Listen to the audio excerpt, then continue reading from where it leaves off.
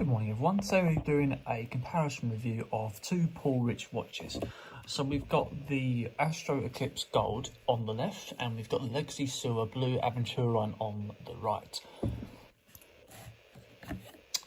So at face value, obviously two different style watches. One's obviously that tonneau shape, one's standard shape.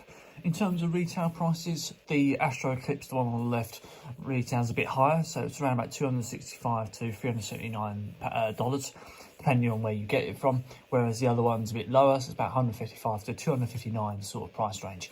But I actually bought this silver one for about $180 and this one for about $250, so there's about a £70 difference there for those that live in the UK. Let's take those out of the box so we can have a little look in more detail. That'll tell you.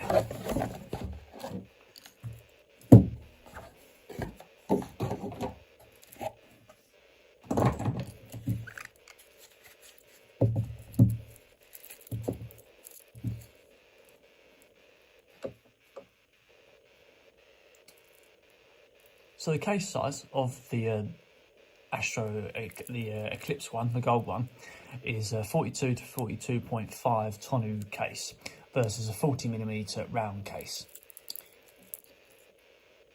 Obviously thicknesses do vary, as you can see from the shape. The round one is 11mm and the other one's probably 16, 17 sort of size. In terms of the movements, the tonneau shape one uses a Ronda 515 movement versus a Miyota Japanese movement on the Legacy. They both have a date dial, one's at the 3 PM, one's at the 6 PM. There is mineral glass going across the top of the face of the watch, and it has sapphire coating as well. They both really shine off nicely with those blue aventurine dials. Inside the actual face of the watches, obviously the tonneau one is a bit more marked out. The stainless steel one is just a standard plain interior ring. The Eclipse gives off a bit more of a frosted look because of the obviously that frosted finish on there, but the Legacy gives a bit more of a sort of subtle look with the ice bezel.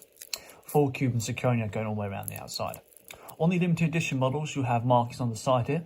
The one I've decided to keep, which is the Paul Rich limited edition rainbow, is the same as the other one, just in rainbow colour and different dial, and that has markings on the side for the limited edition model. Both waterproof to 5 atmospheres.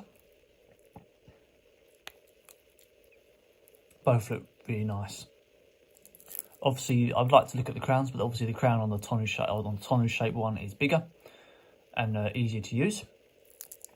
From using the crown on this one, I'm not going to take this out the seal, but from using the crown on this one, the crown could do have been a little bit better in terms of the quality. Like when you're adjusting the hands move. There's a bit of play in them when you're pushing the pin back in, and the date dial is quite. It can be a little bit flimsy to adjust. So I probably would expect more from the price in terms of the crown quality, but in terms of the marksmanship, it's really good quality, really good weight as well. The weights of these two are probably about the same, so it's about 160 grams for both of these, probably. This one probably feels a little bit lighter, actually, because of the leather strap.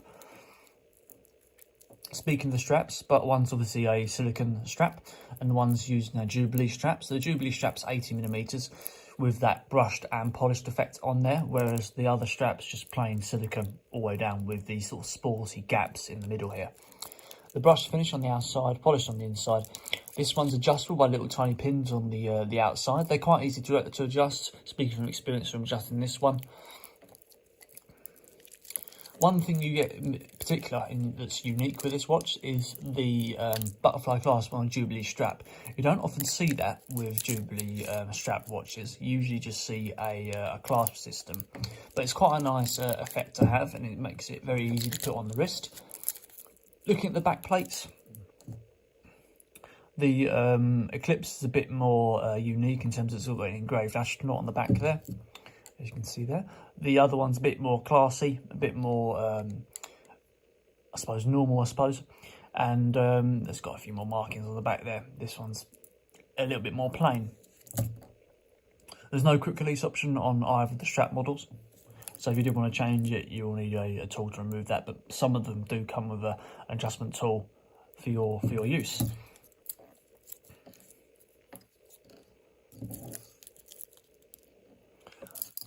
So there we go, guys.